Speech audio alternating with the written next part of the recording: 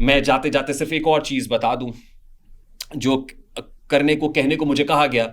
एक podcast recently हमने की फ़ारूक खान खोकर साहब से। उन्होंने हमें बड़ा वार्मली वेलकम किया, हमारे सख्त सवालात के भी बड़ा खद्दा पेशानी से जवाबात दिए।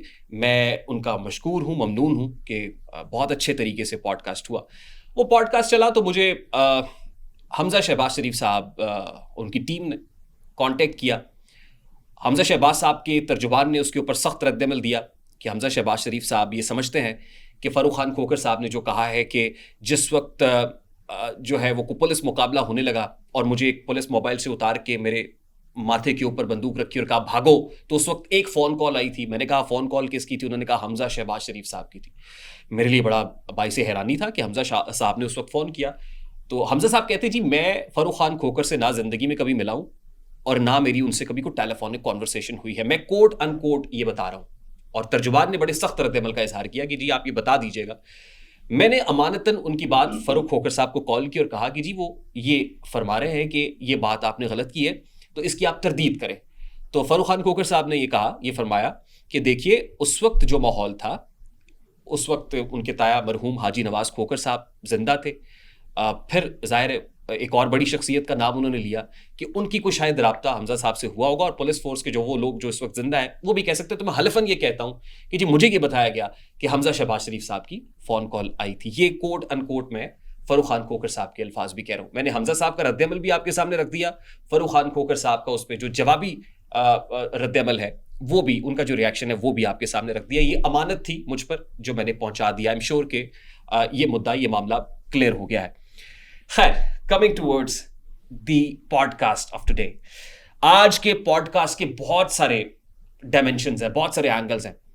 और जिस शख्सियत को मैंने पॉडकास्ट में अपने सामने बिठाया हुआ है, मैंने कहा ना कि मुझे दिलेर लोगों का इंटरव्यू करना अच्छा लगता है। वो जो दबंग होते हैं, वो बागे तोहल बोलते हैं, बगैर लगी लिपटी के बात करते हैं और उनका इमेज भी ये है कि दिलेर आदमी है। तो एक दिलेर आदमी, हाँ टिकटॉकर है, हाँ बिजनेसमैन भी है, हाँ वो कहते हैं मुंडिया सियालकोटी है, सियालकोटी भी है, और बाबा जी सियालकोट के ब्रांड भी हैं।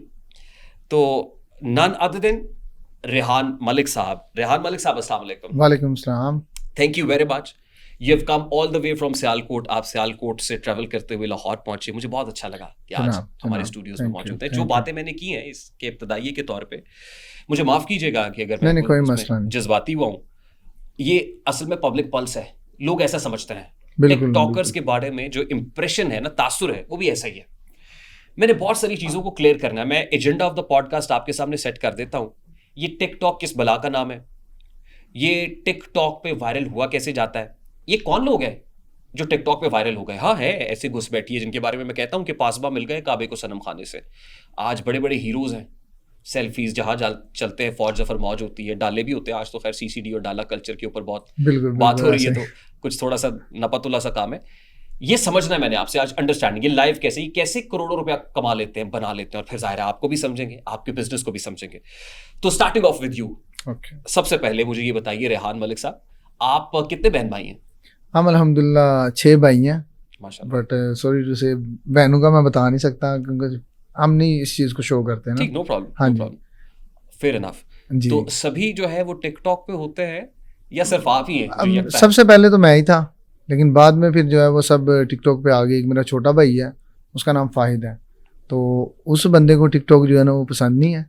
वो ज़रा और सिस्टम का पढ़ा लिखा ज़रा बच्चा है, वो एडवोकेट बन रहा है। वो कहता है जी मैं ये लाइफ नहीं चाहता, इसमें मुझसे मतलब इतना कुछ नहीं हो सकता। लोग आते हैं, मिलते हैं, फिर सारी बात है जिसने मिलने आना उसकी रिस्पेक्ट भी ज़रूरी है, क्योंकि डिसरिस्पेक्ट तो नहीं ना कर सकते। कहता मेरा ना कोई फ़ैन होगा और ना ही मैं किसी को जो है वो डिसरिस्पेक्ट करूँगा।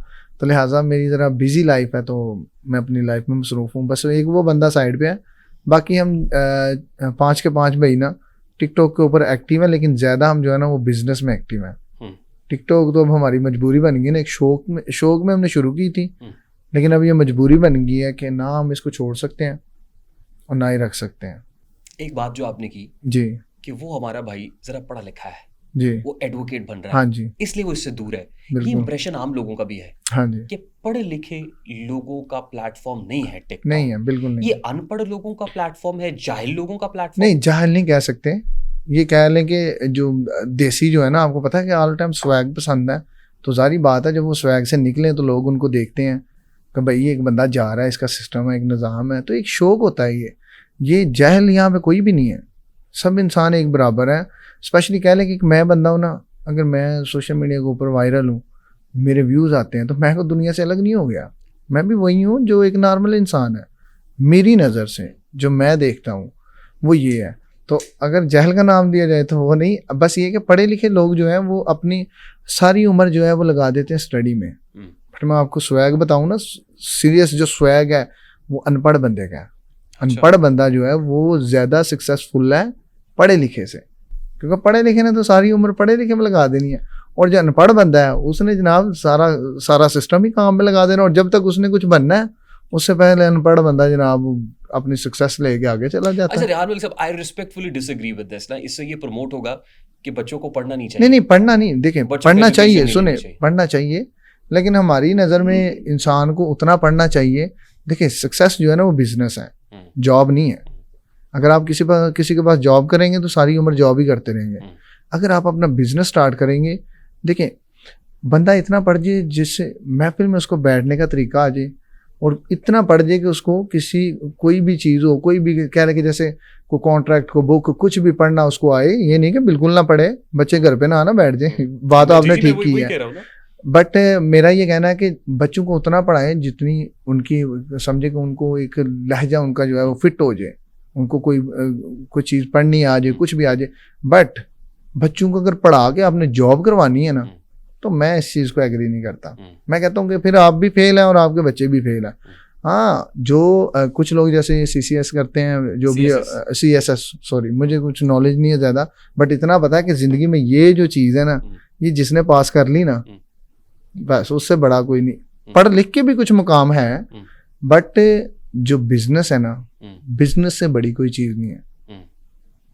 इसलिए मैं कहता हूँ आपका ताल्लुक भी सियालकोट से है ना, और सियालकोट में बिजनेस, हर घर के अंदर बिजनेस है। वहाँ पे ये सीन है कि जब बच्चे ने थोड़ा सा पढ़ा होना है तो उसको सिखाया ही जाता है कि बेटा तूने बिजनेसमैन बनना है, बिजनेस करना है। ये एक एंटरप्रेन्योरियल माइंडसेट है, बस ये माइंडसेट है। बिजनेस माइंडसेट आप सियालकोट की गली गली में चले जाएंगे ना, तो वहाँ पे आपको लोग बिजनेस करते हुए नजर आएंगे। और कह लें कि लोग इतने सादे भी हैं और उनकी बैकग्राउंड इतना स्ट्रॉन्ग है पैसे के लिहाज से, हर चीज़ से, लेकिन वो फिर भी वर्क कर रहे होंगे क्योंकि उन्होंने हुनर लेना है, उन्होंने एक्सपीरियंस लेना है।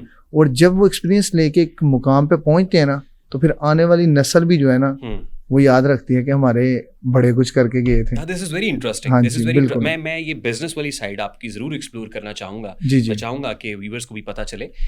मुझे सबसे पहले बताएं आपकी क्वालिफिकेशन कितनी है? 8वीं फेल हूँ। हंस रहे हैं बिल्कुल, मुस्कुराते हुए बता रहे, कोई कुछ बगैर किसी शर्म के? नहीं शर्म किस बात की जी, पेंडू है, 8वीं फेल है, कोई इसमें कोई बुरी बात नहीं है, जो हकीकत है वही बतानी है। और मैं आपको बताऊं कि स्कूल में तो अक्सर भाई जिसको सबक नहीं था उस लाइन में पहले मैं खड़ा होता था। अब आपको मैं मजे की बात बताऊं, नीचे कमेंट्स की लाइन लग जाएगी हमारे इस पॉडकास्ट के नीचे।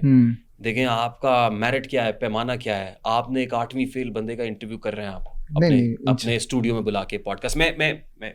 आप बुरा ना मानिएगा मेरी बात का, लेकिन मैं कुछ समझाना चाहता हूँ। बिल्कुल, लोगों का ये तांता बन जाएगा, नीचे के कमेंट्स कर रहे होंगे, देखें जी आपका क्या स्टैंडर्ड है। आपने सबसे पहले एक टिकटॉकर को और फिर 8वीं फेल बंदे का आपने उसको हीरो बना दिया। 8वीं फेल को हीरो क्या बनाना, वो खुद ही हीरो ऑलरेडी। उनको क्या पता है कि वो इतने लोग पढ़े लिखों का इंतजार नहीं कर रहे होते जितना इसे अनपढ़ का कर रहे होते हैं। तो ये ना अल्लाह की रहमत होती है, कोई बंदा किसी को तंज करे ना, वो दुनिया का सबसे बदतरीन इंसान होता है। तो मैं नहीं समझता कि इंसान की कामयाबी के पीछे पढ़ा लिखा होना ज़रूरी है।